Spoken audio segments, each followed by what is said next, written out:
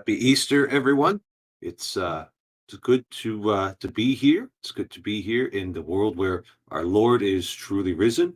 And yeah, it's good to be here on Monday rather than last night because well, I was pretty tired yesterday, and I I don't think I should be doing this when I'm quite that tired. But here we are today. Now, in my new position as bishop secretary, Holy Week is still a very busy time for me because I'm responsible for putting on all of the liturgies here at the cathedral in Fargo. And one of the blessings of that is that Bishop Fulda asks all of the seminarians to come back from their different seminaries and to be the acolytes, to be the altar boys at the Holy Week liturgies. And so, I've the 3 years that I was in a parish, really enjoyed getting the lads together, usually elementary or middle school aged kids, and walking them through the extra special liturgies that we have during Holy Week: Mass of the Lord's Supper, Good Friday Mass of the Pre-Sanctified, or the Easter Vigil. But there is something fun about having men who are in training and in formation to become priests someday, being the ones to do this. Can enjoy a certain level of fraternity with them that would be rather odd to do with an elementary student, and just a lot of joy having them around and getting to know the men who are pursuing the priesthood in the seminary right now. Plus, many of them have done this several times before, and they are have gotten kind of good at it, which is occasionally annoying when it's my first year doing this, and somebody pipes up, "Last year we did it this way, Father," and I'm like, "Well, okay. Father Miller isn't here anymore. I'm here. So why don't you just do what I'm saying right now?" Um, so even though I'm in this position where I'm no longer in a parish anymore, still had a very blessed and happy Easter. It sounds like many of you have also had very happy Easters. Hello, Emma, Elijah, Teo, Josh, and AP. Glad to have you all here. And I've got the day off, thank the Lord. And hopefully some of you guys do too. Uh, so, if anything special or significant occurred to you during the Easter celebrations, go ahead and drop it in the chat, or even come into the StreamYard, and we can talk about it, or whatever happens to be on your mind. But yeah, yeah. There were a few things that I did this year. I usually don't like changing things the very first year I'm somewhere, but a few things that I was quite intent about, and I thought that we would be able to do. One of them in years past, it's been for the Easter Vigil before the Mass begins. You light a fire and light the Paschal candle off the fire there, and it's a little ceremony that we do outside. And in years past, it's been a fire made out of isopropyl alcohol, which is indeed a true fire, but really doesn't seem like something that, I don't know, Saint Augustine, Saint Gregory the Great, Saint Jerome would have done. So I was able to arrange with some gentlemen here from the cathedral to have a real wood fire, and I think that that just gives it a little more gravity to the celebration. Um, and then second thing, I actually didn't arrange this; it just kind of happened, but I gave it my blessing. Is during the fifth week of Easter and Holy Week, there's a tradition of covering all of the images and statues inside the church. And in the cathedral, they've been observing that for many years, but there's one image that they had never been able to cover, and that was the crucifix hanging over the altar. It's about, I don't know, 20 or 30 feet off the ground, and it is a little bit difficult to handle. But one of the gentlemen from the parish had figured out a way to drape a bar over the corpus, and had this extending pole that could come off of it.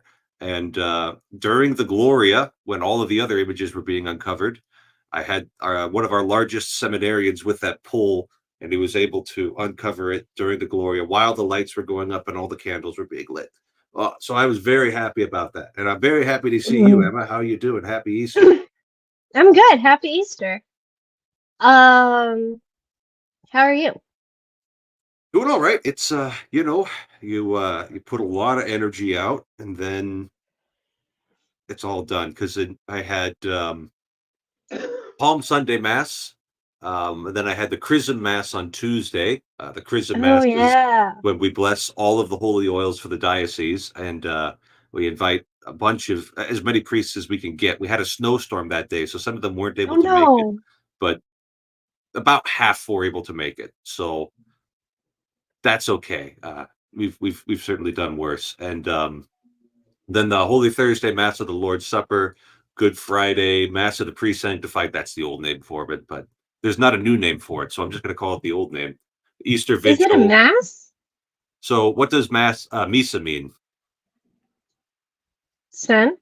Yeah, yeah. Okay, so the Mass is referred to the being sent out at the afterwards. So it's the Mass of the Pre-Sanctified. Meaning We don't consecrate. you don't consecrate the Eucharist, but there's not ascending. Yeah, I suppose. I suppose. Because the whole point is that the Triduum liturgies are one big liturgy, so they don't have an ending. That's what some people say. That's what I was always taught.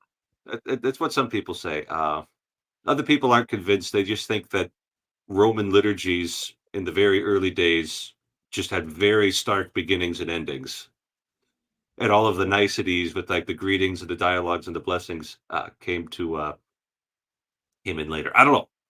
Then why would we take them out for just this? Because the more solemn the occasion, the more likely you are to observe ancient forms, and the less Hmm. likely you are to modify things over time. That's the theory, anyway. I don't know. I don't really have a strong dog in that fight. Okay. That's Um, interesting. I hadn't heard that take before though. yeah, yeah, it's kind of poo-pooing the whole. Oh, the Triduum things are whole or one entire continuous liturgy, so there's no greetings or dismissals during Good Friday. So, Hmm. but there is a greeting at the beginning of the Easter Vigil. So True. yeah. Yeah. And then I had on Easter Sunday the 10 a.m. mass emceeing that for the bishop and the Latin mass at noon. So Ooh, nice. Busy group. I was pretty done yesterday afternoon. Did you see your parents at all? Oh yeah, they live like 5 minutes away from me. So Get together for Easter dinner?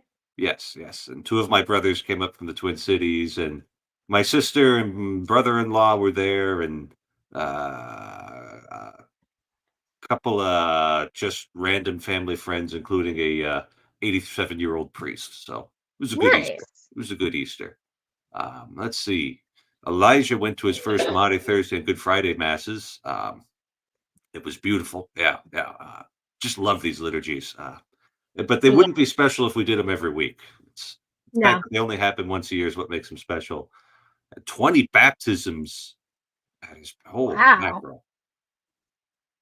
Is he like in Rio de Janeiro? I can't tell by that picture there. I would Hmm. be curious to know what region of the world you are in, AP, where you're having 20 baptisms of teenagers. Oh, there goes Josh.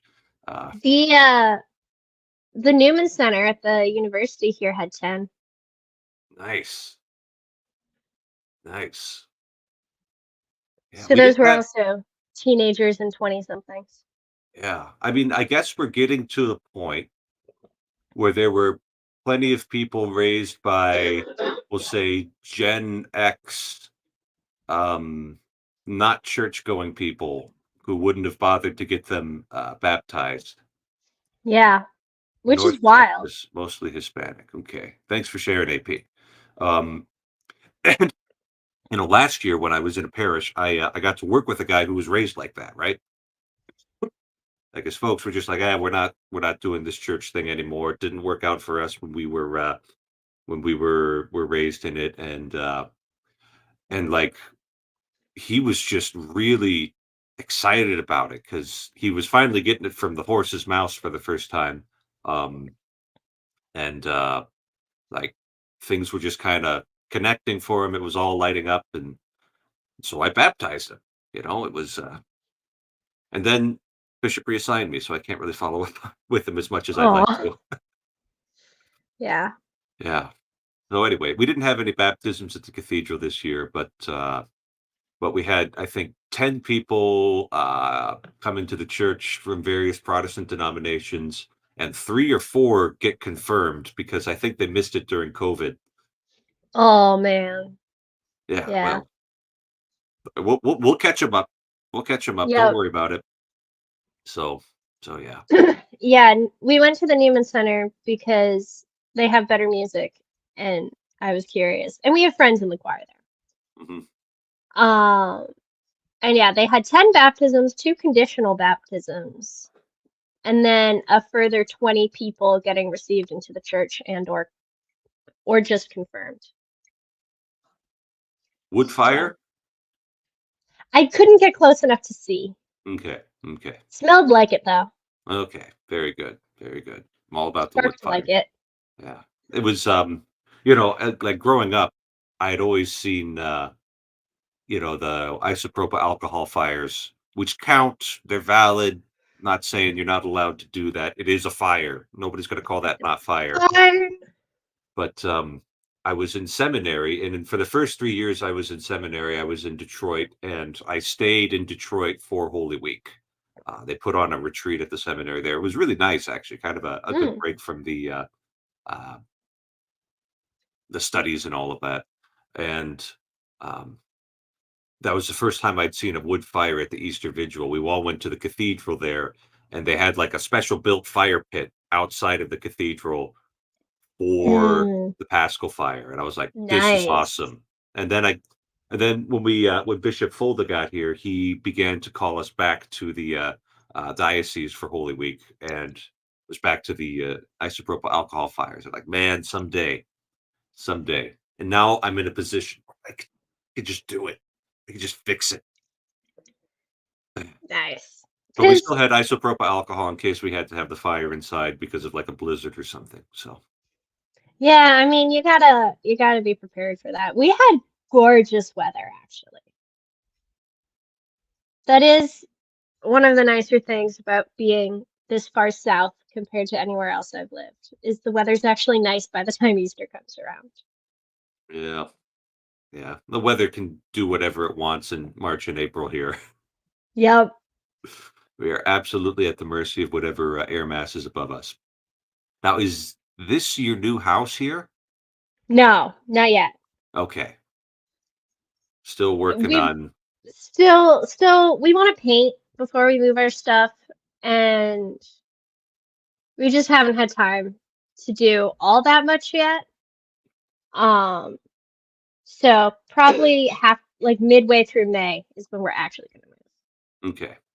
And so maybe your lease on your apartment isn't up yet, or Yeah, it ends the end of May, yeah, and yeah, that's only 1 month of overlapping yeah, like yeah, payments, and it wasn't worth trying to break it. yeah, So yeah. That that makes sense. Yeah, 1 month you can. 6 months would be a bit of an economic disaster, but 1 month, yeah, yeah. I see. yeah, It gives you the flexibility to move on your pace rather than blasting through there. yeah, which is really nice. So hopefully we picked out most of our paint colors. So that's exciting. Do people put like little phrases on the wall, like paint, like laugh like no one's watching, dance like Some no one's people watching? do. Yeah, that's like a Usually they put them on signs and then hang them up. no. I've seen it like painted right Oh yeah, on no, the you walls, can paint it right on the walls too. and I'm just like, that's awful. That is so dumb. And my parents thought the exact same thing because when we moved to Fargo, they bought a house and they had that kind of stuff on the wall, and within like 3 months, it was painted over already. Yeah. Yeah. Okay. I think all the like words on the wall things are tacky. in generally speaking, sorry, Mom. I know you have Bible verses in your kitchen. Um, You shall not boil a kid in its mother's milk. Okay, got to keep that one on my mind. Fatty portion of the tail goes to the priests. Got it. um, usually it's things like, "Come, all you who are hungry, and be filled." Things like that. I forget which one she has. I feel like it's a psalm, actually. And it's definitely one of the like less tacky Bible verses you can hang in a kitchen. Okay. But Come, all you who are labor and a burden, and I will give you rest. Or you spread the banquet before me. yeah, I really don't remember. I know it's above the pantry, which means I have to like make an effort to look up high enough to actually read it. Um, so I don't actually look at it that much because I'm not that tall. Yeah, yeah, yeah. Were you able to get home for Easter, or did you call in? Unfortunately, no. But we hung out with a lot of friends here. The university doesn't like recognize Easter as existing, basically. Yeah, yeah. So You have today off, but not tomorrow. I don't have I don't have today off. Uh, Gosh. I just have a grad student schedule, which means that I'm not expected to be anywhere until 1:30. Yeah, yeah. Mm. Yeah, my So, brother-in-law, he works at a hotel for the events and catering, and he had to do this big stinking brunch yesterday, and I was just like, throw a ham in the oven, guys. Come on. It's like a pre-cooked ham. All you have to do is heat it up. This really isn't that oh, I could right? do this. 79 cents a pound at Meyer. 79 cents a pound. It's not, but man, it's just people going out on Easter. And so when he finally showed up, I'm like, I'm the only one who should be working on Easter.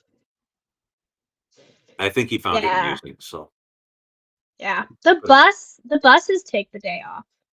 yeah, yeah. It's like, Um, but the university doesn't give us Good Friday or Easter Monday off. And like doesn't even I don't think we even got one of those like generic it's a holiday for a religion emails, which I'm pretty sure you get for like other. now hold on. Yesterday was Transgender Visibility Day. Why weren't they celebrating that?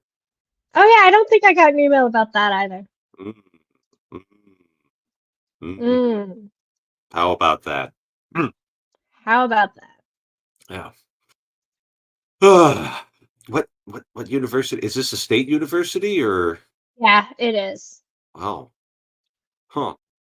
I did get an email from a student like, "Hey, when will my homework be graded?" And I'm like, "Bro, it's Easter." Yeah, yeah, yeah, yeah.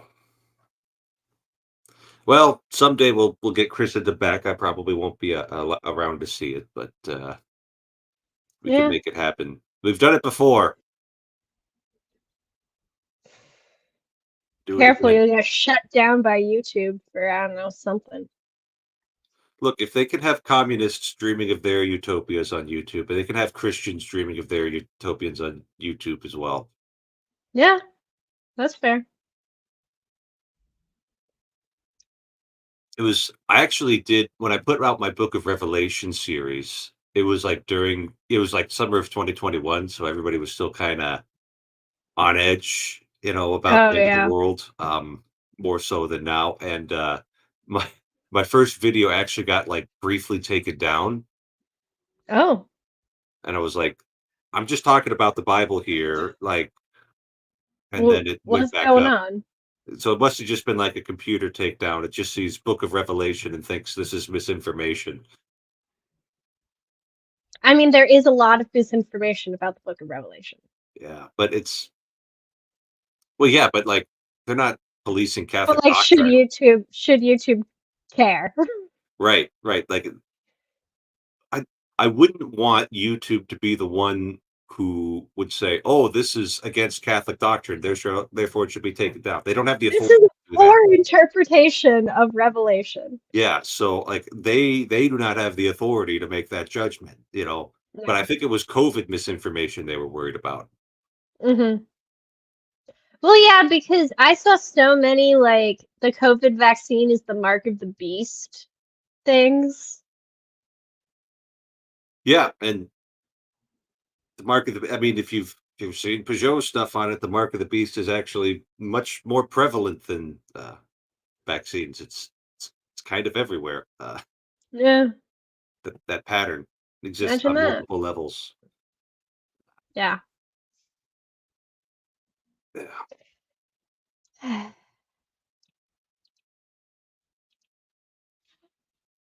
What is a good source for interpreting Revelation? Well, I will first mention my YouTube series, 11 parts going through the entire book of Revelation. So I'm an excellent source. But the sources that I used, I liked Mr. Pageau's commentary on the number of the beast. I think that really kind of clicked things into place for me and helped me understand it. It was actually that video that inspired me to do this series. And then I also used the the uh, the Catholic commentary on sacred scripture. So there's a whole series. I think they're about done with the New Testament. Is one volume goes through book of the Bible. Um, Is this Ignatius Press or is yeah, this the Ignatius Press Catholic commentary. This Scott was by Hahn did like half of them? sorry, what? Scott Hahn did like half of them. No, no, I think that's a different thing. Oh, I'll okay. pull it up here. My This parents one, have a bunch of those. the Scott Hodden ones are also excellent. I don't know if he got to Revelation though. I Yeah, think he and did some different random ones. here we go. Share screen. Here we go. So this is the one that I used. And this guy, Dr. Williamson, was actually a professor at Oh yeah. Sacred Heart Major Seminary. I never had him for class, but and this I found to be a very um, straightforward, easy to read, well researched, and well within the Catholic tradition. And it's only about that thick, kind of a normal length book that an ordinary human being can read. Um, so yeah, this was between that and Peugeot, that was kind of my main thing. And also, if you want something that's going to be a little more general, you could get No, who's the one? the trustworthy Ignatius Catholic Study Bible here. It's not going to have as in-depth notes as something like this, but this has got the whole New Testament in it with really solid notes. So Yeah, those are good too. yeah, I should I have to, I should actually get one of those. so yeah, that's what I recommend. Between you've got the free option, the cheap option, and the somewhat expensive option. So free option's me.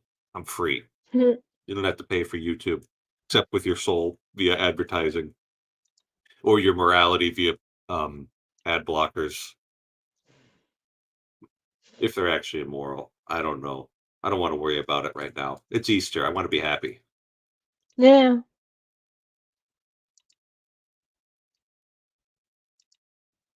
Parents raised me as a good left behind Christian, so I think I have the same reaction as YouTube whenever I see Revelation. It's really interesting, actually. So, it's like nobody ever gave me kind of the like it. So, in my catechism, in my being raised as a Catholic, any of that stuff, nobody ever gave me like the left behind dispensationalist. Post tribulation American Protestant teaching. Like, nobody ever taught me that. But the first time I read it, and any time I heard about it, that's how I interpreted it. Oh. Right. As like a good Catholic kid. So it's really interesting how deeply that's gotten into things. Um, and when I got to seminary, we had a class on Johannine literature, so that covered the Gospel of John, the three letters, and the Book of Revelation, and that kind of like softened things and fixed it. But it was just really interesting that into my Catholic head, these Protestant ideas came and lived rent free without anybody trying to put them there. I don't know how it happened. I'm better now. Yeah. I'm glad I'm better now. Are you still scared of the Book of Revelation, Emma? No, I don't think I ever was. I I don't think I've ever tried to interpret it particularly. I have been blessed, despite the fact that I'm the kind of person who goes to grad school in the humanities, with a pretty healthy, like, I don't think that's my job sensor. And that definitely triggered that. So like, I enjoy hearing it, the portions that are read out during mass. I enjoy the images. I don't know if I've ever sat down and read it all the way through. Hmm. But when it comes to interpreting it, it's like, not my job. I'll find someone I trust to listen to about that one. That's actually how the world needs to work because you can't fit everything between your ears. No. Yeah. As much as people think that if you're going to grad school, that's your goal, it's really not. No, going to grad school, you get one very particular slice of the world and explore that in excruciating detail, Indeed. like canon law. Yeah. Oh man, lots of Or Left Behind ancient. and Jack Chick comments in his upbringing, and oh my, well, congratulations. Looks like you didn't become Catholic yesterday, but good forward. I look forward to having you part of the part of the club. Yeah. No, Book of Revelation is a part of the canon of Scripture, so it's inspired Scripture. It's just yeah, it's just a little difficult to interpret. Maybe start with the Gospel of Mark. If you're gonna get into the New Testament, start with the Gospel of Mark. It's short, it's punchy, a lot of action. Everything happens right away. Um, no need to go straight for the Bible on hard mode. Um, Yeah. yeah. It's really funny because I'm doing a reading challenge with a podcast I listen to. And it's like books through the ages. So the idea is you read like they set up a list and you slot books in. And one of the slots is biblical times. And going through like what people have picked for the book they read is very instructive to me as a cradle Catholic because it's like, oh, I guess they haven't read that before. I guess that's probably apocryphal. Or deuterocanonical. That I guess that one's deuterocanon. I guess that's just a Catholic book too. And it's just all these books of the Bible that like I thought were just normal. But a lot of the people who listen to this podcast are Protestants. So They I don't think have they're Maccabees doing in their Bible. they don't have I knew they didn't have Maccabees. I knew they didn't have Tobit. I didn't know about Judith, but I can't say I've ever thought that hard about the book of Judith one way or the other. Hmm. I'm reading it for the challenge because it's short and looked interesting.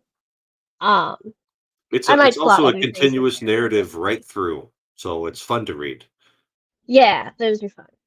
Hello, Elijah. Hello. How's it going, guys? Going well. How are you? I'm doing great. I'm doing great. Yeah, yeah. You were at the Symbolic Word Summit, right? Yeah, we met just briefly.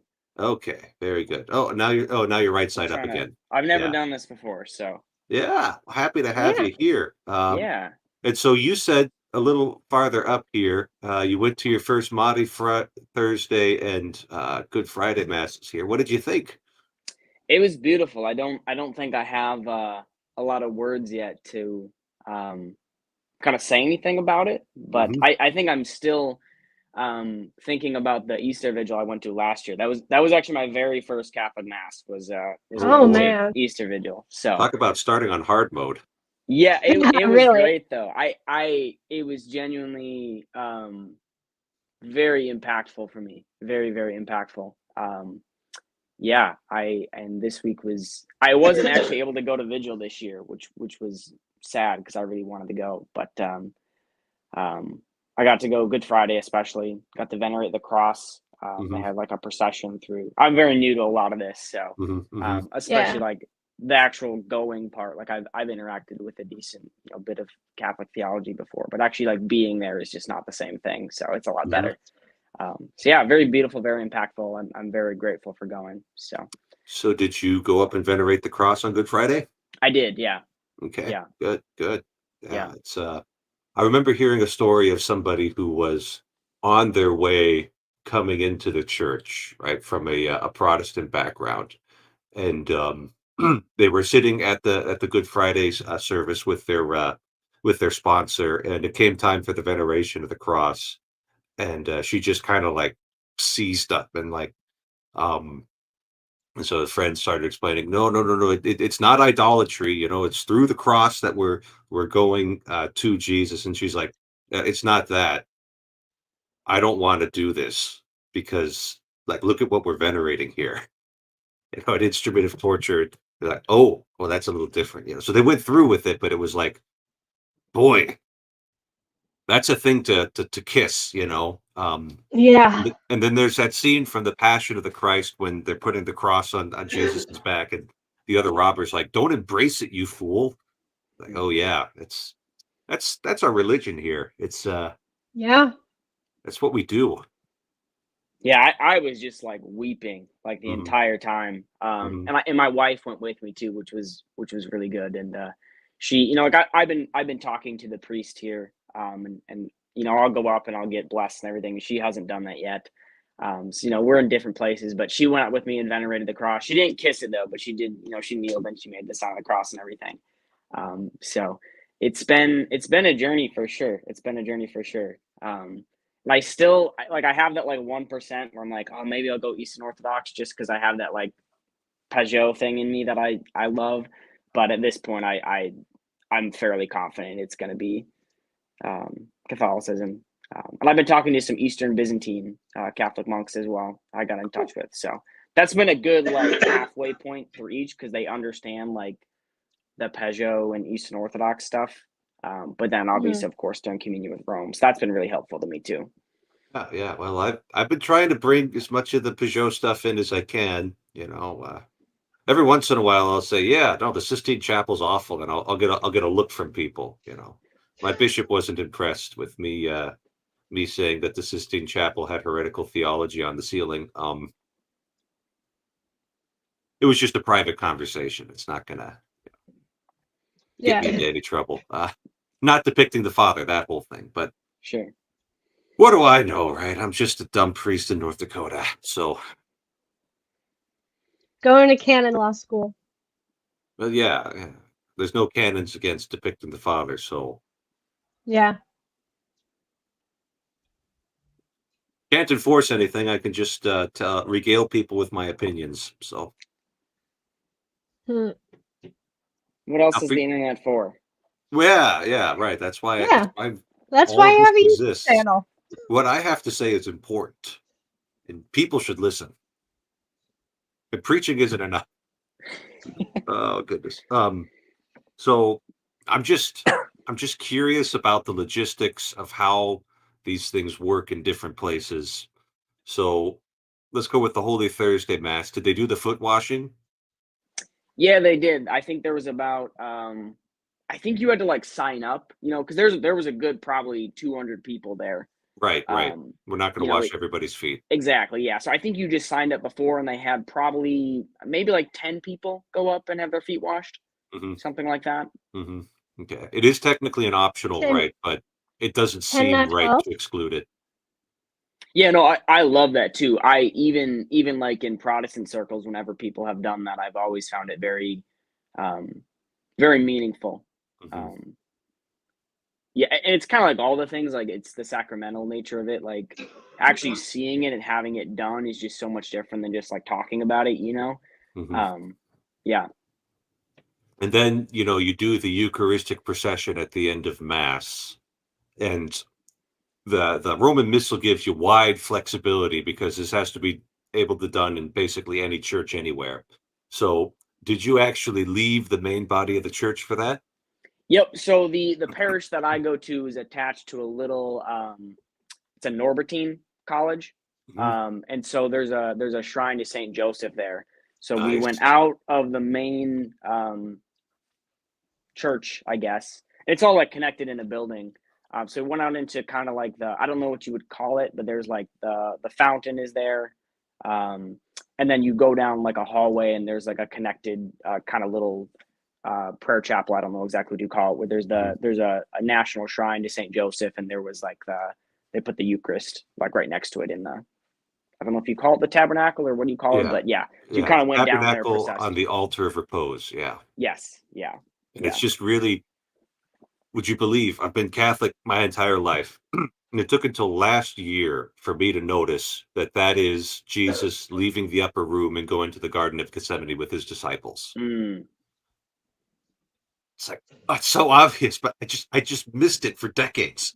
yeah, that's really cool. I didn't know that either. Yeah. Well, I There mean, was it was something. your Oh, go first ahead. Maundy Thursday, like, you could be forgiven for not noticing these things. I guess I should be forgiven too. I shouldn't be so hard on myself, but yeah. It was something really beautiful too, because I've spent a lot of time praying at that shrine, and I've thought a lot about Saint Joseph, and actually like the way that the different patterns of the different Josephs in Scripture kind of all coalesce. So there was something very meaningful to kind of see, because it was like the tabernacle was like on one side here, and then like the shrine was kind of behind it. So it was almost like he was watching over it, and there was something Mhm, kind of really beautiful about that that I mhm, was thinking about. mhm, Um, yeah, yeah. So it was it was interesting to kind of, like in Protestant, you don't like get up and walk around and things. mhm, mhm. Yeah, less jibber jabber, more processions. That's what I'm all about. Hmm. So when I was in seminary, we would process around the cathedral and then go through a door through the sacristy into the adoration chapel. And I never liked that. So this year, because I was in charge, we went around the block to the adoration chapel, outside, leaving the main space. And a lot of people had uh, nice things to say about doing it that way. So, weather permitting, we will continue doing that. But the weather here is always chaotic that time of year. So, Yeah, same for us. yeah. But hopefully we'll be able to go outside more years than not. But if there's 2 feet of snow on the ground, just ain't gonna happen. Yeah. Mm-mm.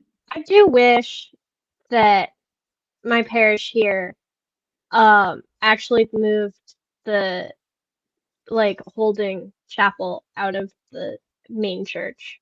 Which is an option, but it's yeah, yeah. Because it would be possible we have a huge parish hall that's Oh, connected to oh. the church, but we just don't do that. For some Mm, reason, we just set it up like 10 feet to the side of the normal tabernacle in mm, front of St. Joseph. mm. And it makes me sad because when I was growing up, our priest was a huge stickler on that. On like, no matter how inconvenient it is and how awkwardly narrow our hallway is, the Holy Thursday altar or tabernacle should be somewhere else. And I liked that. Yeah, no, and you know, we've got some very small country parishes in North Dakota where it would be like they just have the church and that's it. And so that's what Hmm. that's kind of set up for. But yeah, hey, well, we have a genuine European here. Yes, I was like, Hello. holy cow, you guys are streaming in my time and you haven't invited me? It's like, Oh, I, what's I going thought on? you knew already, Manuel. Well, I had the pop-up, but it was on my phone, so I had to watch my phone first. Oh, Jacob's throwing some shade here. He says you're not genuine. Wait, what? Yeah, apparently you're not genuine. I don't know. He's going to do an expose on his channel here. I'm sure. We'll figure out how you're not actually living in Europe. Oh, no, oh, about living in Europe. What's with the light? Holy cow! Well, I guess it's the background light. I'll just be dark. So don't let me interrupt because like I have no clue what's going on apart from that I'm being defamed immediately. Yeah, immediately defamed. Yeah, so interesting. The contrast in how these are done in different parishes. Now, on Good Friday, the cross that you venerated, did it have the body of Jesus on it or not? This is just market research for me. Yes. Ours did not at all. Yeah, it was just like the plain, just pretty much a plain, cross. Yeah. Because I was talking to one of the older priests there who's new at the cathedral this year. And he's like, when I was going into seminary, they were huge. He was in seminary back in the 90s. And he was like, there was this huge emphasis on, no, it has to be a plain cross. It can't have the corpus on it. And I just don't think that was actually correct. I think the people who were teaching were just making things up. So not that it's wrong to just have a plain corpus, but it's you can't say people are wrong to have the body of Jesus on it. What I will say is that when you don't have the body of Jesus on it, the veneration goes a lot faster I because can believe everybody that. wants to kiss the feet. And they're really far down, and it gets really awkward. And then it's you've got icky. like the 90-year-old man with the cane going down there, and you're like, my brother in Christ, please come up from that position. Don't get stuck down there. Every year we get through the first half of the Good Friday Mass to the end of the solemn prayers, and I'm like, wow, it's only been 45 minutes. Why do I think this service is so long every year? Because it's And an then extra veneration of the 45 minutes cross for the starts, veneration of the cross. and you're standing there for like almost a full hour, just for that by itself, and it's like, that's why this is a 2-hour Mass. Got it.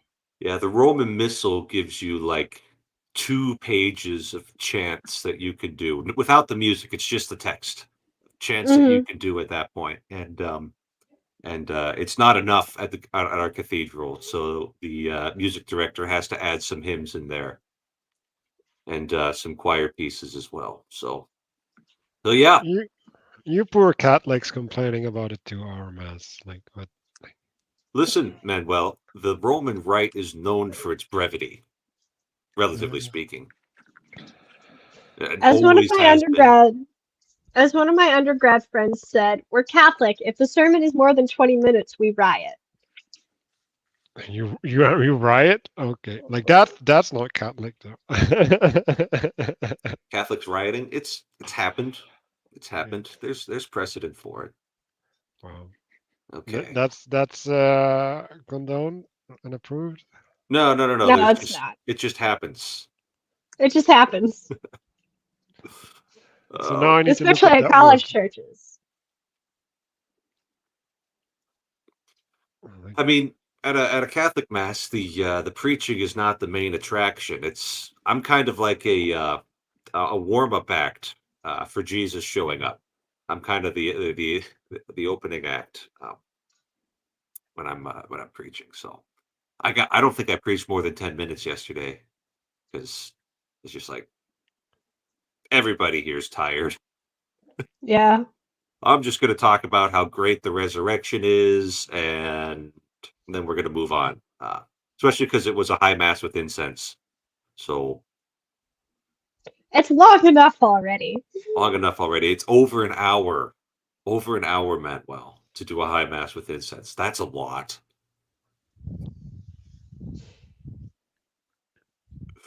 Yeah, you guys are Yeah, my friend who goes not to on the hardcore Latin. side. I guess friend who Father goes- Eric, he's on the hardcore side, but he's doing it behind the screens. No, I will confess to not being on the hardcore side. I am a regular old, decently reverent Novus Ordo enjoyer. I enjoy a Latin Mass every now and then, but I'm not sure I would ever go like all the time. Is that because you're just not as into it, or you're worried about the folks you'd be with there? I mean, I'll be honest and say a little bit of both, although I haven't, thank God, I haven't had any personal experience with difficult Latin Mass people. Mm-hmm. And my best friend is very much a Latin Mass enjoyer and also a lovely person. Mm-hmm.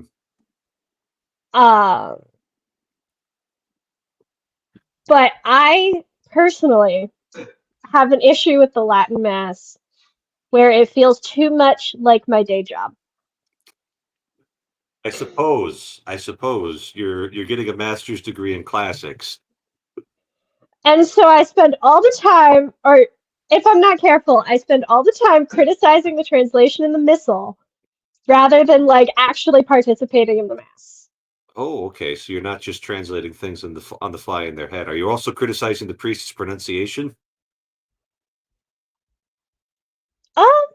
I mean, I would, but I haven't had to. Oh, okay. Oh, well. So, like, I had stuff like that, and like part of like the big thing of me going to church is getting rid of that part of me. Like, it's like Yeah. I can criticize anything. Like, I think Brother Eric knows what I'm talking about. Oh yeah. Oh yeah. You're Like, it's my gift. Like, I can just shoot everything down, but it's like that's the opposite of what you're supposed to do. Like, Yeah. like there's this idea flying around about the diabolos, right? Which is the breaking into, The right? divider. Yeah, and the symbolos is that which unites, and there's a, a participation in the symbolos, which is what the communion is, right? Like the taking the Eucharist.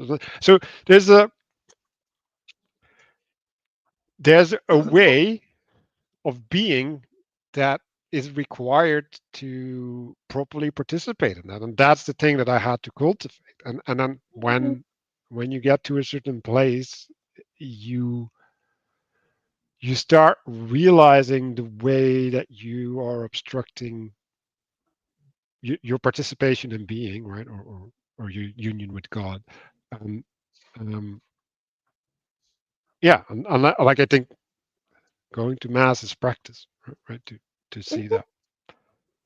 Yeah, I got a lot of that when I was in seminary because I too could be very critical. I might not be quite My up to your level. level, but at a certain range of things, and liturgy being one of them, I immediately am kind of like that. And, just having that kind of worn down because, I knew that. So sometimes we would, uh, we would do like a seminary visit to a local parish on a Sunday where it's like, this whole section is just going to have seminarians there. And, it wasn't the pristine execution of the Roman rite that we were doing at the seminary. And it was just like, okay, I just have to relax and realize I'm probably going to be in a parish like this at some point. Mm-hmm. And, like I need to be of service to that parish where it's at rather than, um, I think somebody on Mark's server was talking about this recently. Tyranny comes about, at least one of the ways that tyranny could come about is the leader or the authority has an image of perfection in their head. And when the body of the people don't live up to it, because it's an ideal that can't actually be reached, they punish the body for not living up to the ideal, even if they are actually striving after it. Mm. So that is I don't know, just an idea that's floating around my head. Well, And well, there's two things, right? Like I heard of this idea of that the Christian hope is objective. Like I don't like the word, but I like the idea, right? So it's like because it's true, it's actually a valid reference instead of a potential like there's a reliability in the potential or something, right? So you're talking about Christian hope. That's like hoping in the Lord Jesus, basically. Well, in the kingdom, right? I guess, right? Hmm, hmm, Yeah, like it depends on how you, but it's yeah, like it's the salvation hmm, that liberates you, right? But like i- it's different than, oh, listen to this classical music CD because you're gonna like it, right? Because there's hope there, hmm, right? But it's like false hope, because it's like what what makes you say that you can connect to that, right? Like there's a subjectivity there hmm. that that isn't in the Christian story, right? Like there's a truth component there that is, well, yeah, object. Like I don't like the word objective, but true, right? Like Yeah, it in a sense, it doesn't matter um, your subjective dispositions to it. It's still out there. right. So, and I think part of it comes to the fact that Christ really was born of the Virgin Mary, really did go around preaching the kingdom and healing people, really was crucified, really did rise from the dead and ascended to heaven, and is really coming back. Um, And so part of that is the hope has actually been embodied in the world, and still is embodied in the world through the church, her sacraments and her life in the spirit there. So it's not just like an image that's people have in their heads, but it's something that's really happening out there in the world. That Christ is really accomplishing these There's things. fruit, Yeah, you know. and it's not really up to us to make these things happen. But But I but mean, we have our cooperation, but Jesus is the primary mover of things. but I'm gonna do a mark here and say Well, like, he's not here, so somebody has to.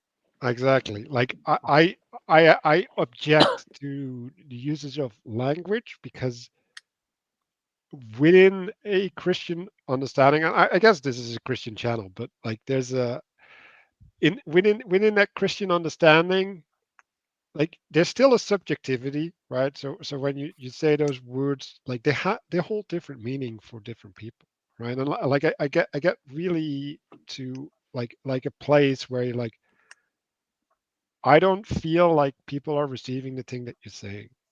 Like Hmm. they're receiving their own narrative and their own understanding of these things, and then just like with the empathy, well, if we just all had empathy, then we'd have peace, right? You end up in this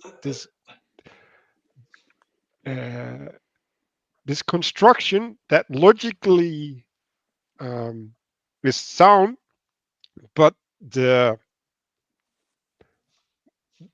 the heaven that it maps onto, is that map is broken or tilted or shifted, if that makes sense. It So doesn't, but I'll think about it. okay.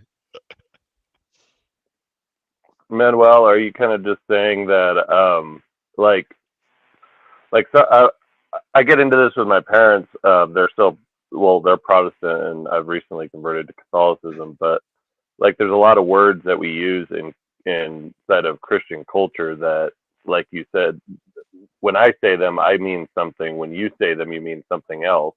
But we're both talking about the same, overarching subject, but our relationship to that subject is different. And I can see that, but they don't seem to see it that way. Like they'll use words like spirit and angel, and I'm like, well, what do you mean by that? Like, what are you talking about? And for them, I often feel like they just literally have like a they A believe like there's a placeholder, separate. right? Yeah, like, well, like in their head, I almost wonder, like, because I came from a very fundamentalist background. We didn't realize it at the time that it was called that, but Mhm. but later on, you could kind of see that, like, okay, we were probably taking a few things too literally. Like, I spent a decent amount of time pondering over in my head, like, how the world could have been created in 7 literal days. Like I mean, I went over and over that in my head, and then kind of viewing spirits and angels and demons is like, yeah, it must be like a subsect of like an animal or something like that. Just like trying to view things so literally, and I was so disconnected from what is meant by those terms in that. But I mean, is that kind of what you mean as far as like that there's this No, but image it's that also different. So when I okay, got 20, right, and this is not Christian even, right? So like I grew up secular, and like I had all these Dutch words, right, because I yeah, speak Dutch. Like I'm hearing other people use these words, and I'm like, I know how to use this word. I know where it fits, where it doesn't fit. I have no clue what it means, mm, right? So I'm listening to the word. I I can use it to relate to reality, and like that's functional, right? But it's not true, right? Like it's not true in the sense that it allows me to connect, right? So there's a dissociation. There's a not grasping of the deeper truth, uh, or, or or a realization of that which you are participating in, right?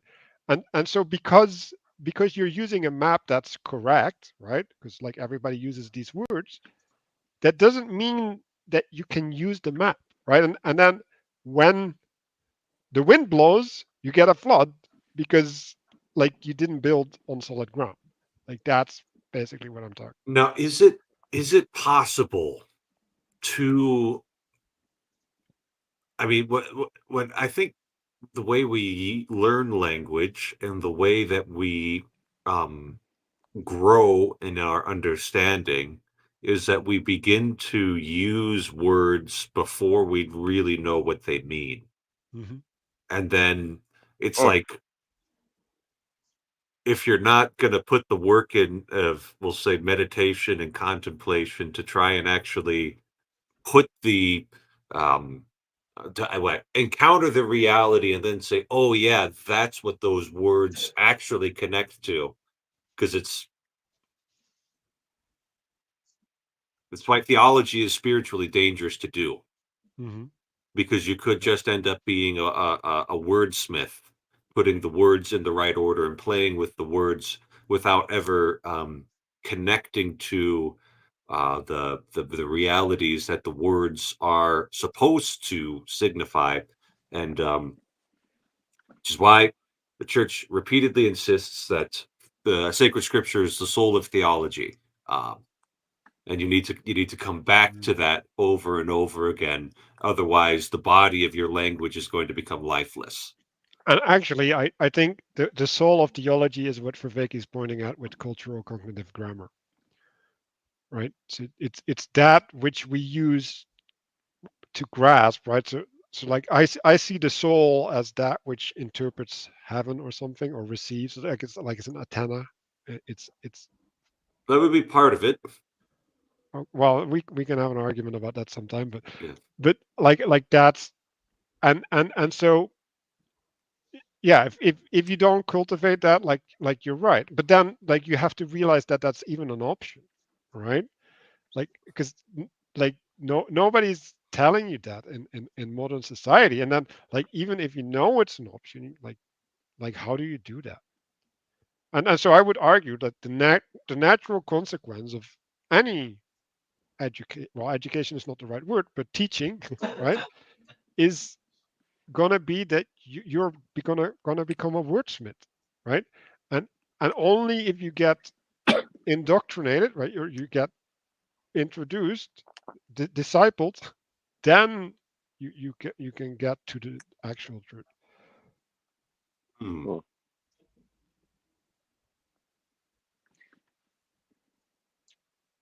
I would Yeah, agree with that. yeah, and it kind of reminds me of how catechesis would be done in the very early centuries of the church.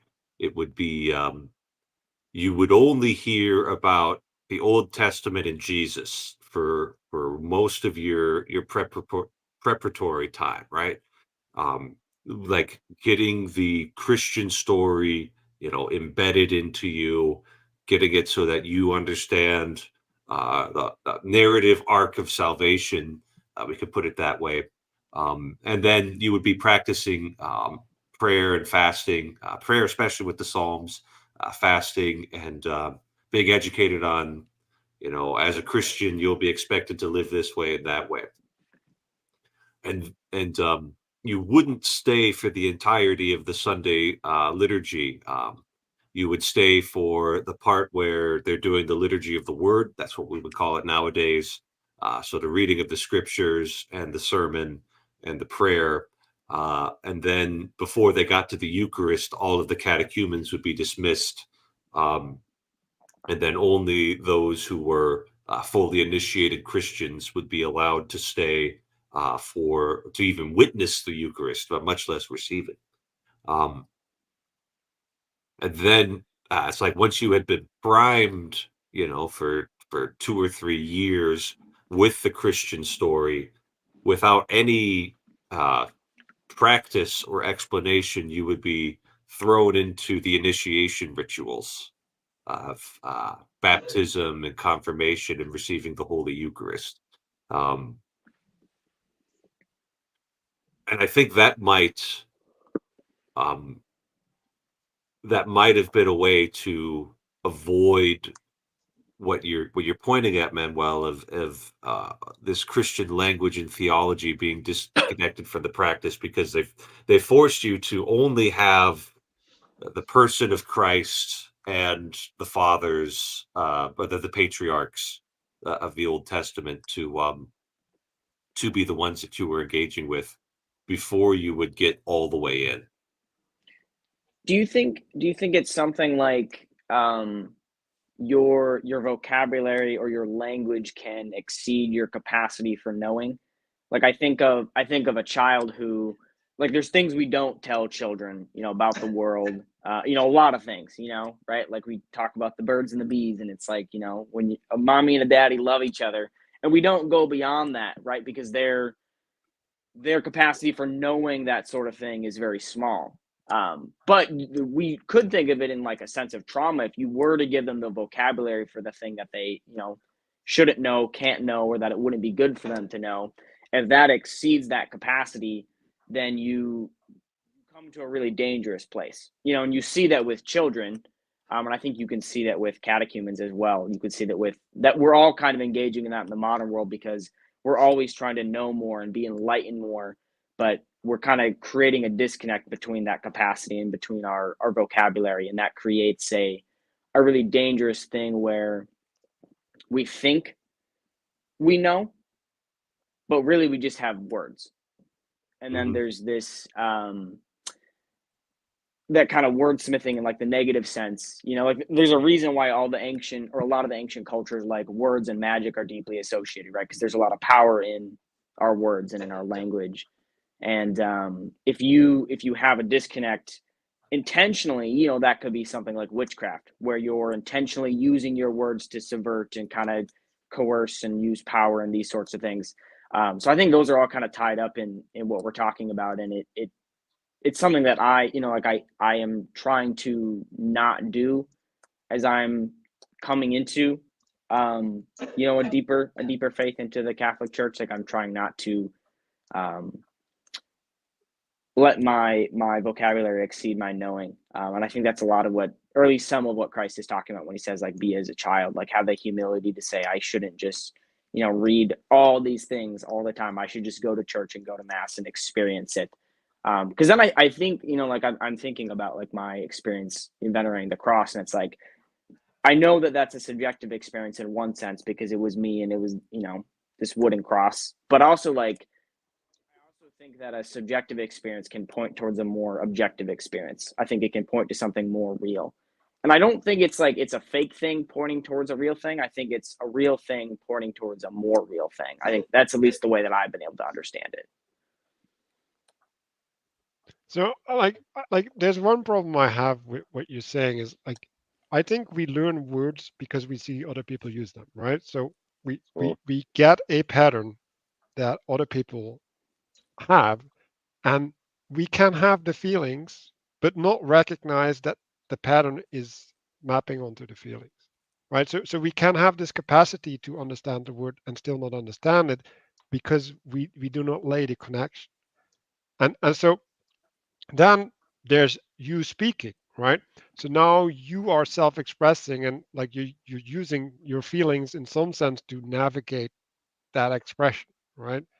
And so like now you're mapping in a different way, right? And so there's multiple of these processes happening at the same time, and like you can bias or privilege one over the other, right? Or you cannot recognize, like, for example, the symbolic nature of language, and you can just get stuck in this propositional understanding, right? And we can map that to things like autism, right? Or you can get too much in the symbolic way, right? And then you get into a more floaty, manic, whatever, right? You get disconnected from the structure, from the reality, right? So, and then this is something that happens over time, right? So you develop ways to deal with that, and you atrophy even the capacity to have different relationships. Yeah, yeah. I mean, it seems like this is going to be a perennial thing that we're dealing with. Like, this isn't like, oh, we just need to do X, and then people will think and speak better, and then everything will be great again. Because, and, I remember talking to older Catholics when I was in seminary, guys, people who grown up in the 50s and the 60s. And the way they talked about their formation was uh, just do it, because this is what we do, with zero attempts to explain anything. Um, and then they were also learning the Baltimore Catechism, which is written in a question and answer format. And it would be expected that the little second graders and third graders would memorize the answers to these questions and be able to repeat them before they were able to receive their first communion or whatever. Um, and so you had on the one hand, "Well, we're just going to do this procession. This is how you do mass. This is how you do confession. This is you just pray the rosary." On the other hand, all of this explanation coming from their catechism classes, and the two things were not connecting. And so it's possible to for that to be a problem there. Yeah. I had my daughter. We went to the Good Friday service, and you were talking about a little bit about veneration of the cross, and I was trying to explain. She, she, I just became Catholic, so I'm trying to slowly walk. I'm divorced, so I only have her for some Sundays and not other Sundays, and that. But we were looking down at the cross, and you're just talking about children and like how they'll do, just like sometimes they'll be like, well, this is just what we do, and things like that, and just expecting them to accept it. So she was like, I remember she was looking at people. Some were kissing the feet, some were kissing the cross, and that, and she was like, I don't think I want to kiss his feet, and that like for her it was the like a I don't know. You could just see a total disconnect, and I was like, I know this seems strange. That's because it's very old. And I said, like, this is an old tradition, and that, and so she just like you could tell. But as I'm coming into Catholicism, and that I have to kind of remind myself of that same thing. Like there was a lot of things that felt very weird. It didn't feel like, oh, this just feels so good.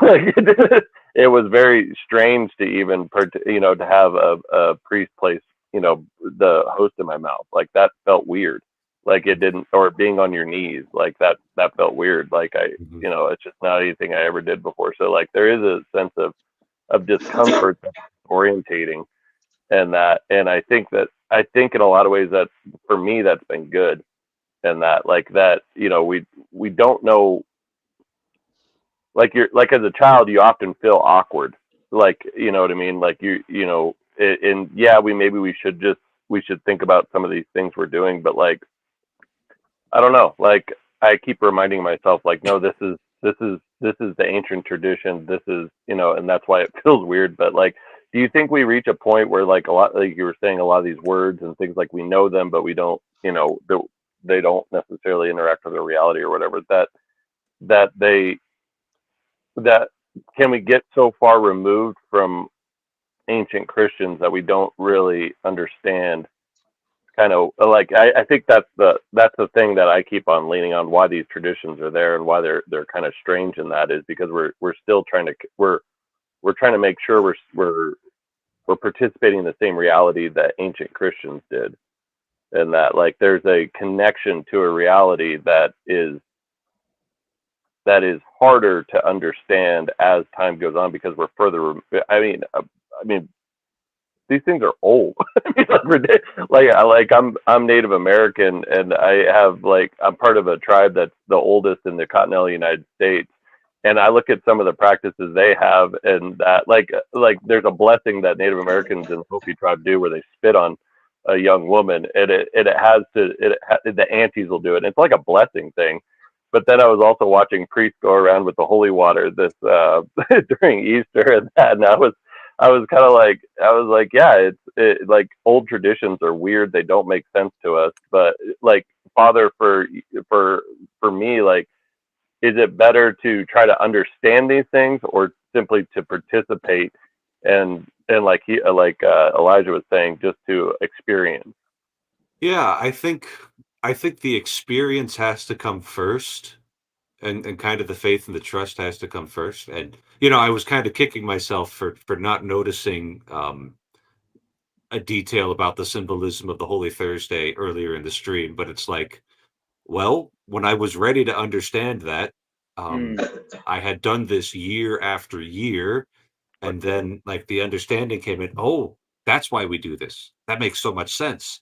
Yeah, And that came when I was 30, and maybe having that show up when I'm 30 is soon enough. And I didn't need the understanding earlier, because what I mean, we very regularly went to all of the Triduum masses when I was a kid. So, I got to experience these things over and over again. First as just a little participant, and then later on as a server, and then now as a priest and an MC in charge of making these things happen. Um, so yeah, I think the ritual and the experience of it has to become primary, but we need to set people up so that they can come to a more mature understanding year after year when they participate in these things. Which I is, yeah. oh, I think too, some of it is a both and in some sense, and I think of Christ in the parables. When he gives the parables, like there is some sense that I think deep down we can understand or see in them, and then he does kind of reveal later a different aspect to them, or a more revealing, or he kind of says more about them, but he kind of intentionally hides things. um and that's definitely a pattern all throughout scripture, and I think that's true of our lives. And I think kind of what you were saying, Josh, about like saying like these are very ancient, these are 2,000-year-old traditions, a lot of them. It's hard for us to understand. I think sometimes that can be true, but I also think of like we kind of have a bias against age and the elderly, and the reality is with age usually actually comes clarity, that you can actually look back and see, actually have more understanding. So I correct. do think Yeah, that there can be like the problem of 2,000-year-old. I think that's more of maybe a translation problem. Like I think of in Dune, there's a really great scene in Dune where one of the Fremen comes in. I don't know if you guys have seen Dune or read the book, but he comes in and he spits on the table like in front of the yep, Duke, and everybody's like yep, so offended. And of course, for the Fremen, like water is like their most precious thing because they're yep, they live in the desert, and for us being spit at is an insult, but for him it was like, I'm going to give you the most precious thing that I have. yeah. And so I think sometimes the ancient faith and the ancient traditions, it's less a problem of age and more just a problem of translation. Because I do Well, think there is an element to age, to something older, where we can actually look back and see like the bigger picture and have more clarity. And I think that's something just in our personal lives.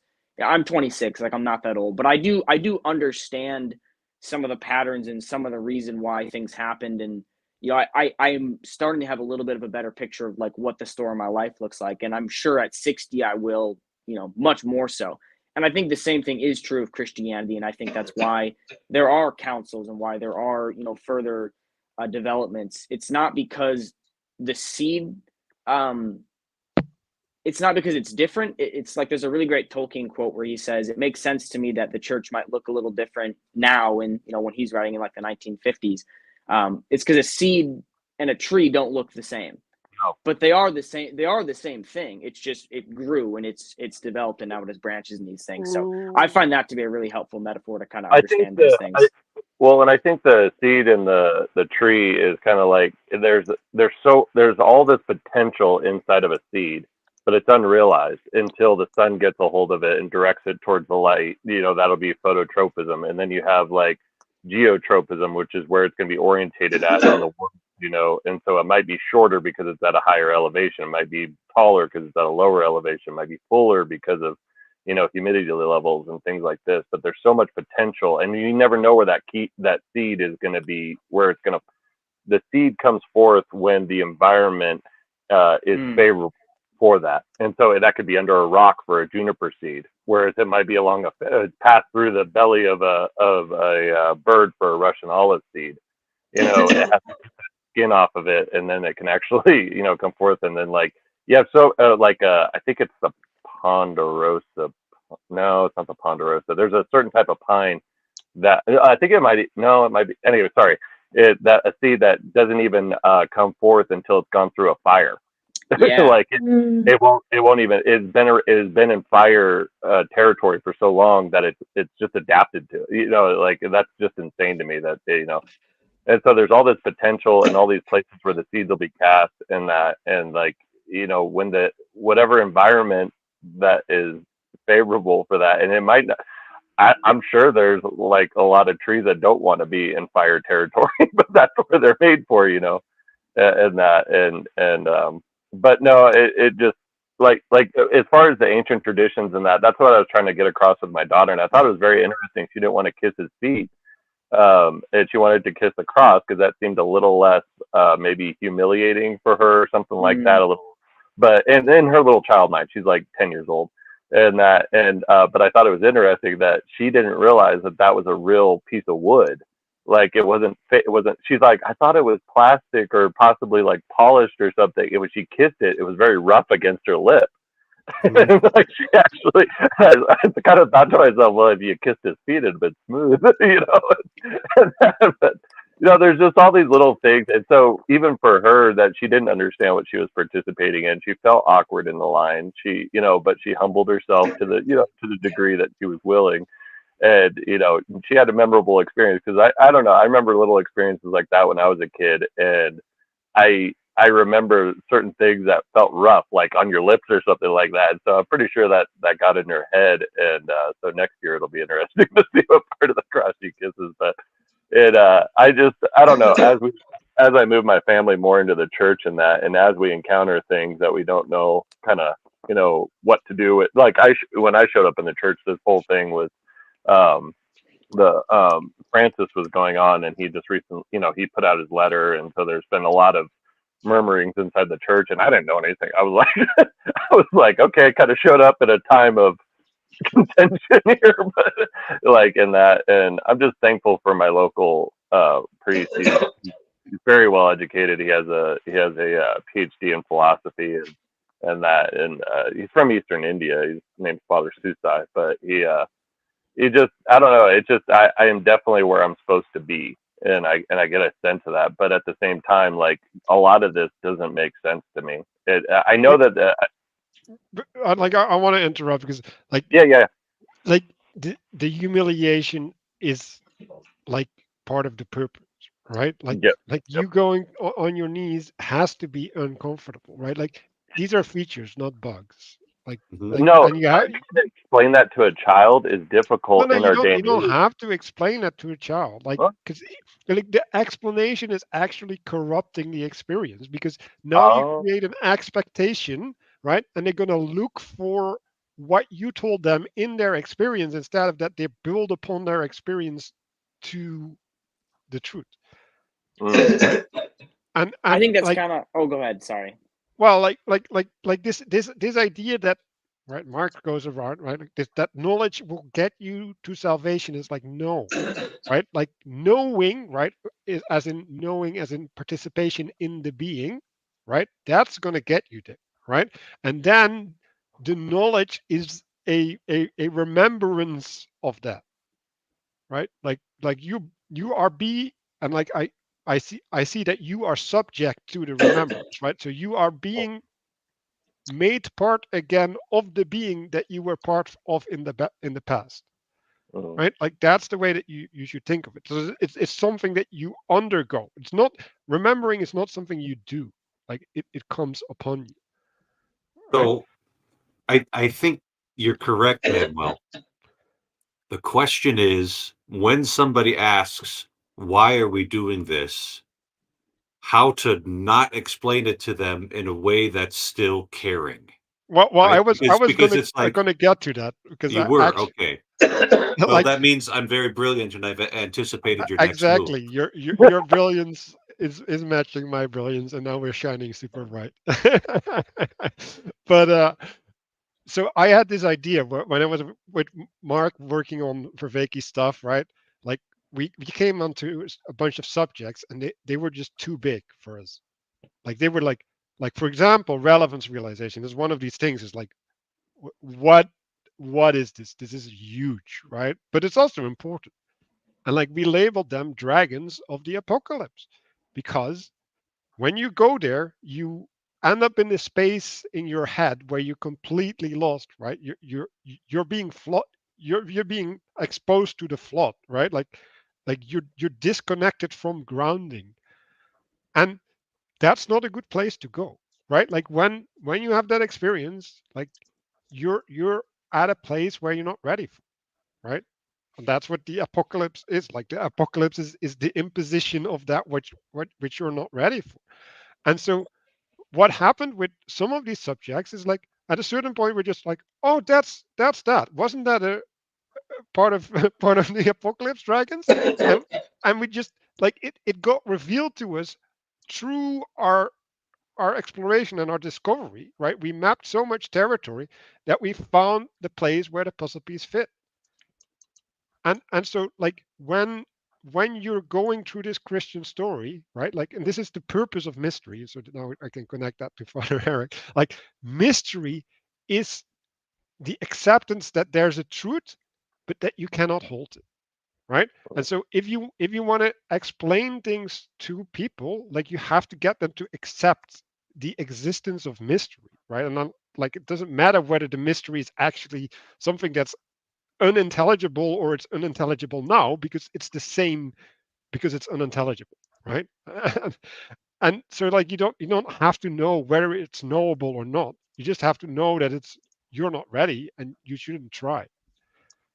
So, is there always a mystery to scripture and a mystery to the church and its traditions that for a lot of us, I guess not, I mean maybe for everybody that won't ever be fully understood until we meet God. Like, is that Like maybe even then not. Like who cares? Like you gotta have faith. Like that's well your for job. somebody who's very inquisitive like myself? That's a very that's a hard thing to just say like oh like because I always hated that when in my upbringing my dad would always just say well I guess we'll find out or because I would ask him about Revelation. I would ask him about these things like I came across preterism a while back and that had my attention pretty heavy because it seemed to explain so many things that like I just would read and I was like, what is it? Because I've read through Revelation a couple of times and I just like your mind can go crazy with the amount of things that you can link. Like the way my mind works, it tends to link things together very not easily, I guess, but it just how it works. It links things together and so there's so much in Revelation that you can link things to and you can see things and or think you see things, I guess is a better way to say it. But yeah, it's just that I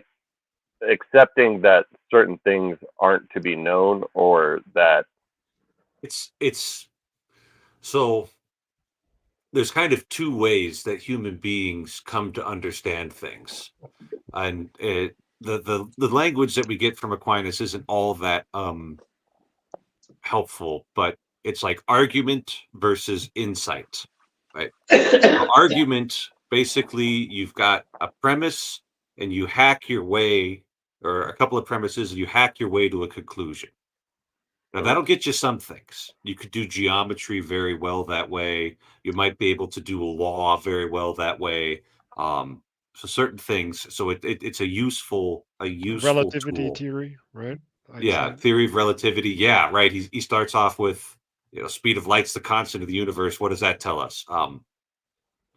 And then there's insight. And that doesn't happen sequentially going from start to finish. That's just something that kind of comes to you all at once, revelation. And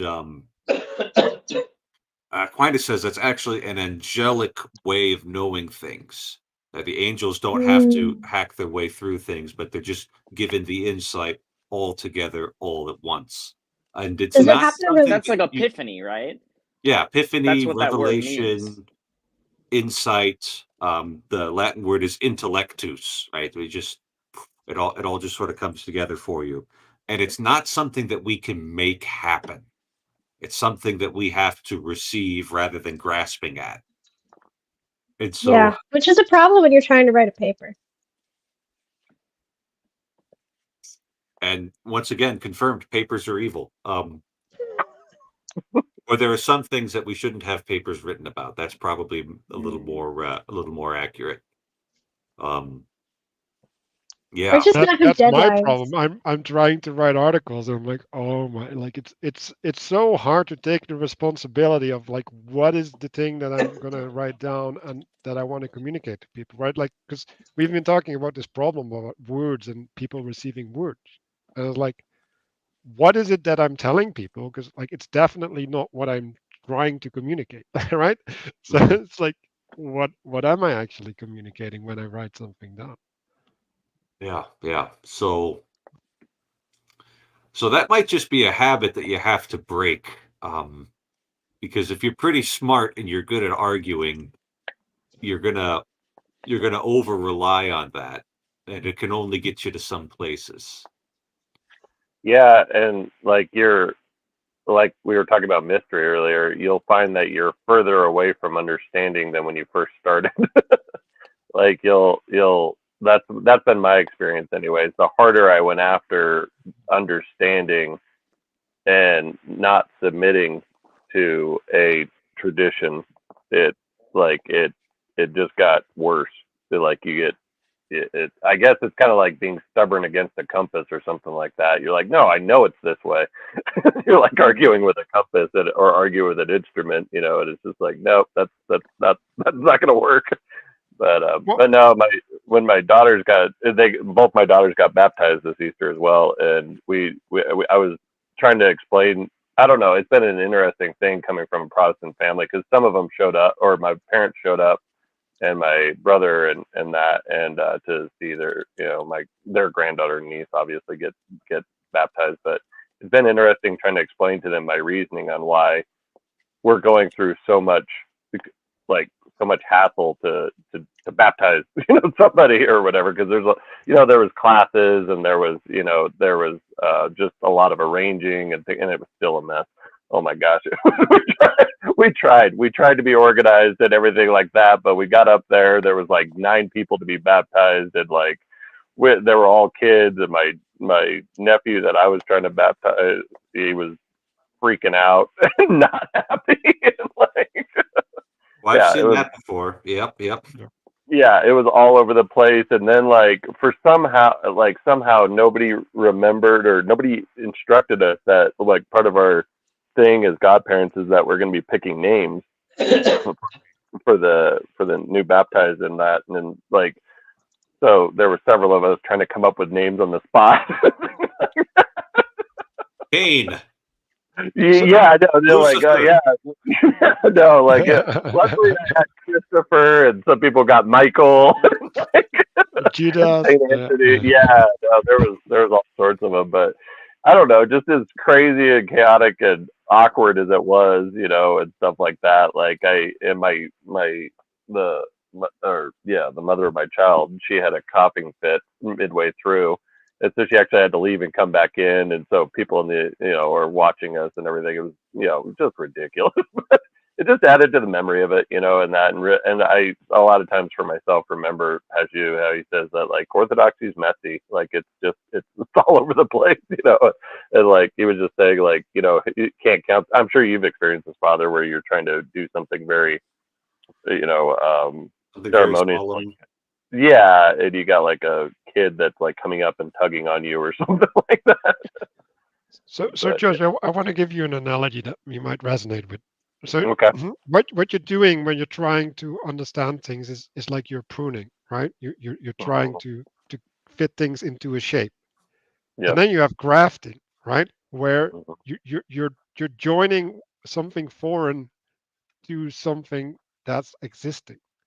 And then it has to bind together and hold, Mhm. right? And that's a separate way of relating, right? You can't, like, they're opposite directions. So if you're in the one direction, you you're basically blocking yourself from making a bigger whole, right? And so when you're partaking, right, you are a part of, right? You become a part of. And in order to become a part of, you cannot cut things away or dissect them, or like, that's not an option. And if you're in that modality, you are blocking yourself off, right? You're unreceptive to that which you should receive. And in effect, Mhm. you are in rebellion at that point. Yeah. No, I need to. A lot of times I've relied on my understanding of tree work and stuff like that to actually grasp some of these concepts and things like that. It's actually been, there.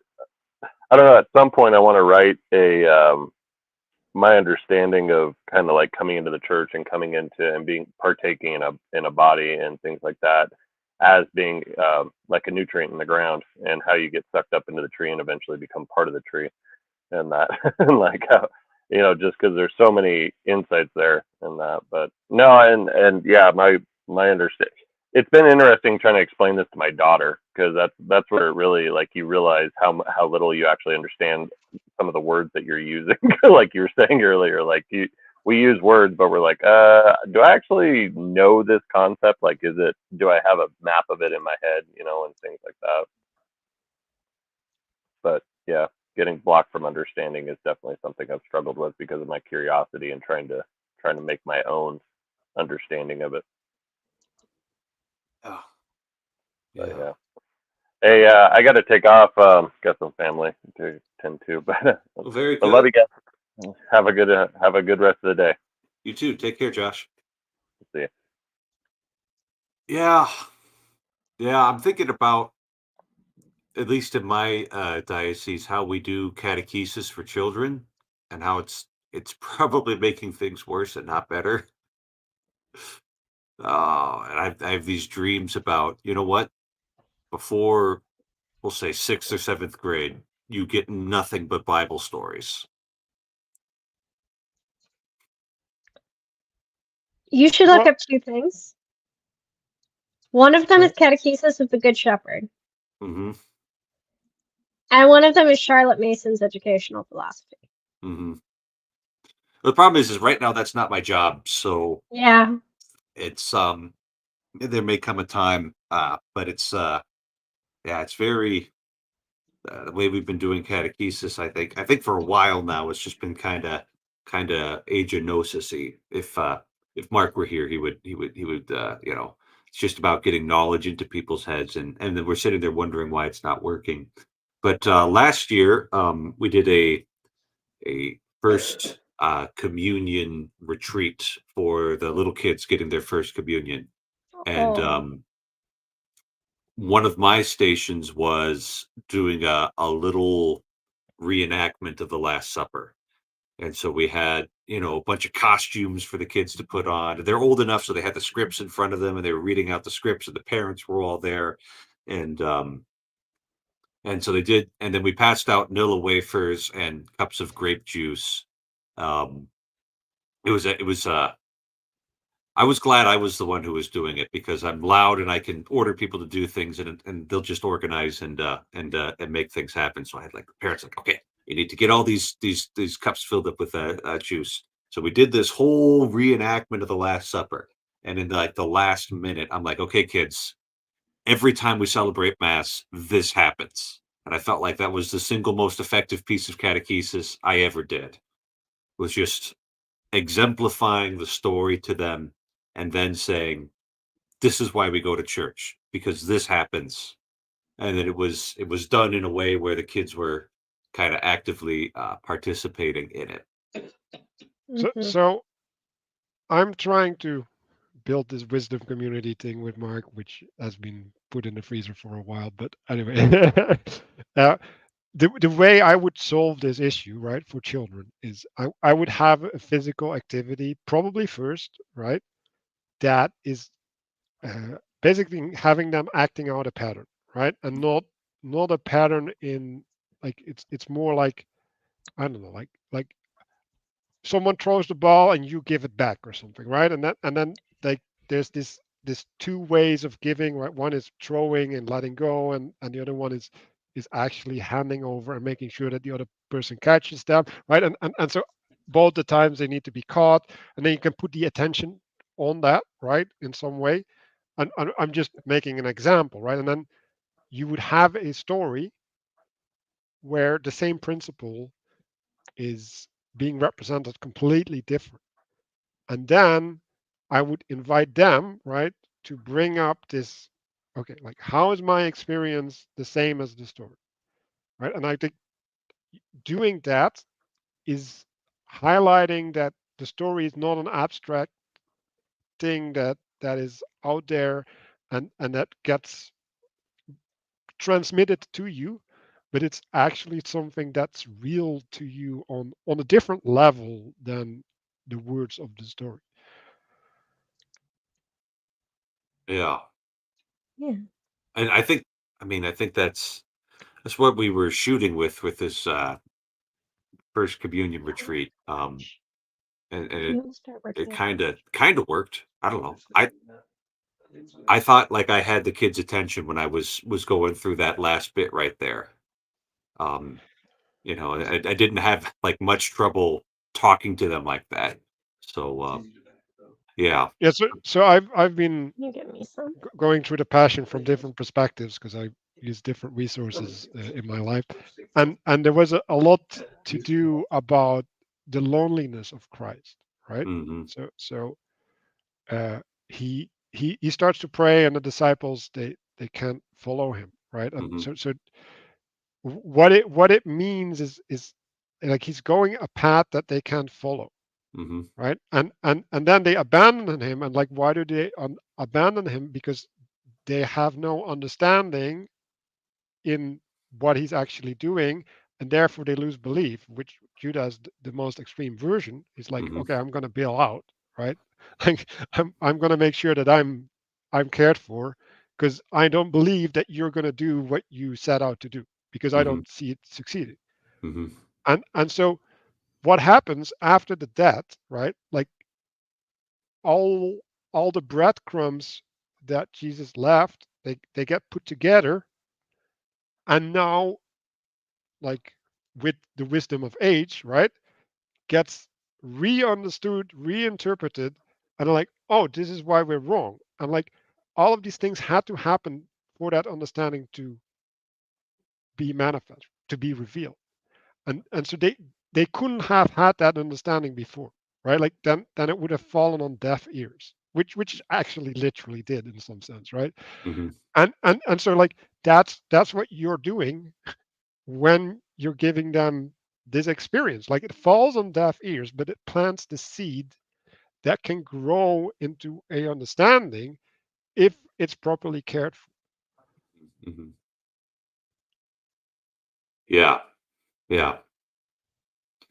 Right. And so that's why Mick Mosaf says you just reinvented Vacation Bible School, which has a lot of that play. It's for like fifth grade and under, so 10 or 11-year-olds and under, and then the older kids get put in charge for running things. So becomes if it's run well, it becomes handing on these traditions. But I remember doing it in like third grade, and very memorably, we were going through the Exodus story, and they had like these dioramas set up with like fish, and then the yeah, it was just so very vivid memories there, and being presented with those stories before I was going to be, understanding them. So yeah, yeah. Christians are trying this sometimes, and that's why the whole thing hasn't completely collapsed. But I want things to be better still. We all do. Yeah. Yeah. Yeah, this is getting me thinking about my own education and why it worked and how it worked. And I think, like, I had like a religion textbook, but I think it was mostly like just Bible stories for the first like 3 or 4 years, and then became more like, this is what the sacraments are, and more explanation. But I guess I don't remember super well. But Yeah. but like when I go to mass, like, do I remember what I did? Like, not really. And I think even like the um, and I might like offend a bunch of people, but even the capacity to remember means that you didn't participate properly. Because if you're Yeah, registering that's the fair. structure of what is being said, you're not living it, right? You're Hmm. looking at it. And if you're looking at it, are you with it, or are you holding it away from you? Mm-hmm. Mm-hmm.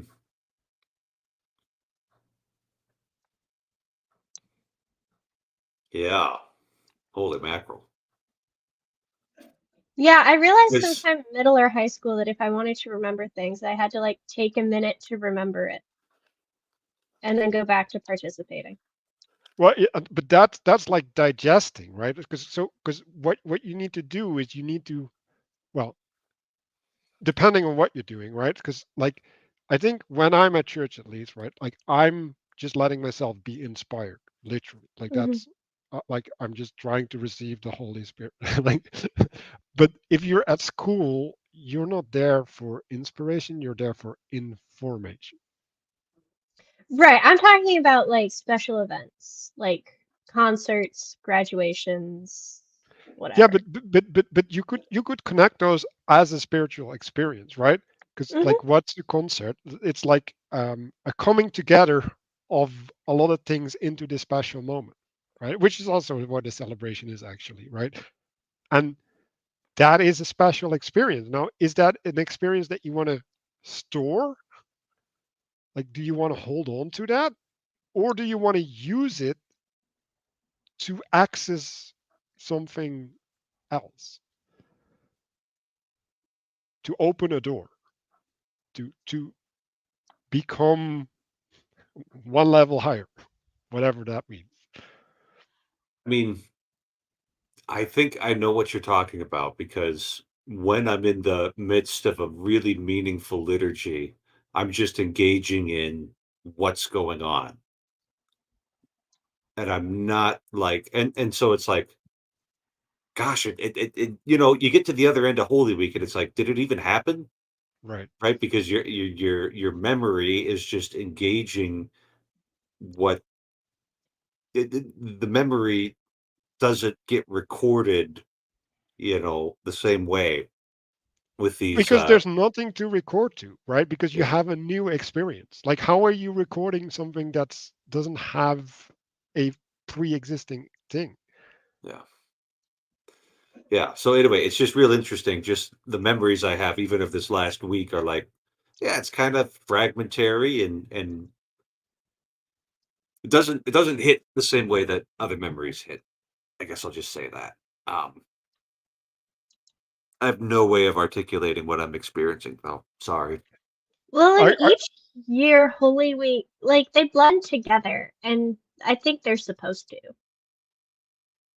Well, I'm always in like a different church and organizing things differently.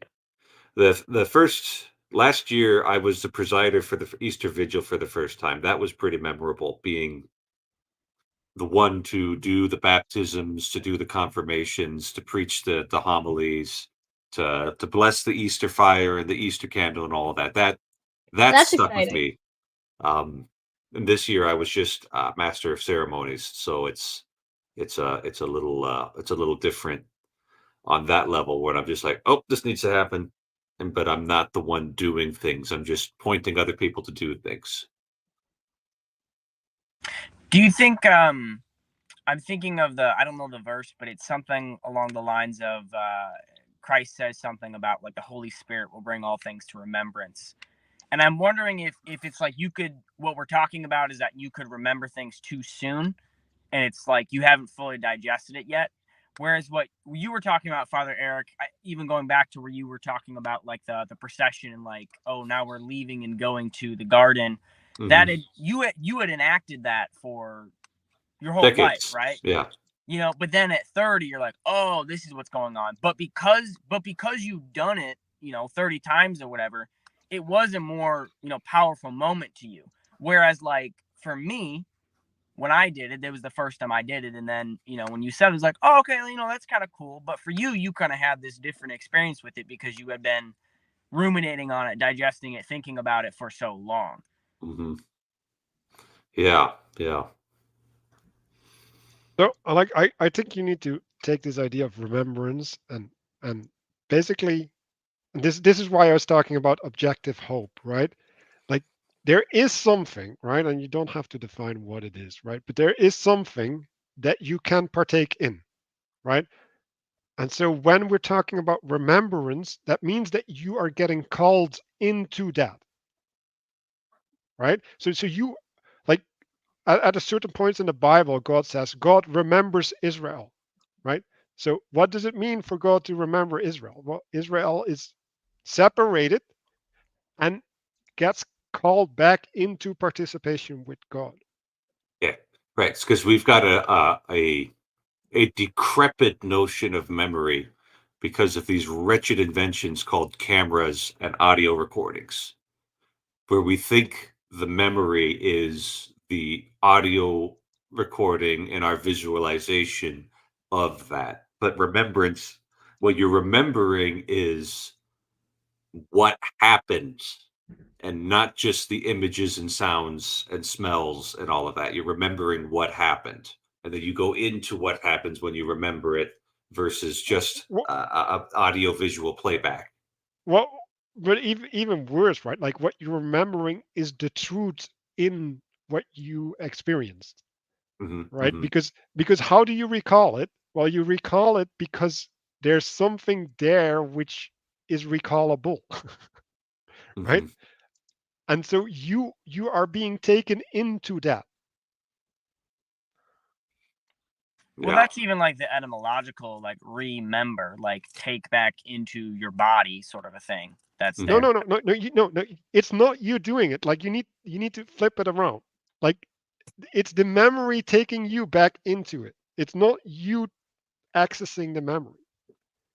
So it's like But you're being drawn you back can't into it. actively, like, I mean, that's meditation and these kind of things. You can't actively put yourself in a place to, I mean, that's what you do every time you come Yeah, to but mass. but Like you but put no, yourself but in a like place to. no, but like this is the most important thing. Well, that's wrong. But whatever. This is the most important thing about faith and all these things, right? It's not you doing it. If you're doing it, it's by your will. It's not by God's will. So you have to be taken into God's will in order to properly express his will. Like you can do things by your will that is in alignment with God's will, but it's different than acting out God's will. Like they're not the same thing. And yeah, yeah. And it's ultimately our ability to remember things and to remember the right things and to understand them all has to be understood as a grace of God.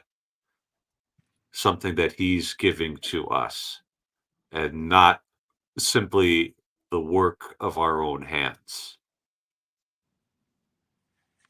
And Even things that seem very close to us, like our capacity to remember something meaningful, is itself not underneath our control. And obviously, you know this because every time you've had something bothering your conscience, right? Something that you're remembering, but it's instead of it being a connecting and meaningful moment, it's a moment of disintegration and chaos and evil. Um, you have to work kind of hard to get rid of that. You have to fill the space with noise in order to make sure that doesn't come back to haunt you until you're ready to repent.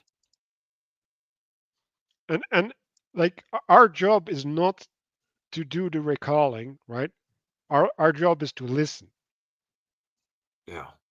right? And like if we're not listening, we cannot hear, Yeah. right? And like if we cannot hear, we cannot follow. Well, dang, that's something for us to contemplate on and maybe to remember later. But I think we're going to call that a good stopping off point. Elijah, great to have you here. Yeah, thanks for having me. Manuel, great to have you here. Emma, good to see you again. Good to see you. Unfortunately, Manuel, we will be going back to our normal. Everybody in Europe is asleep time, 7:30 Central Daylight Time on Sunday evenings.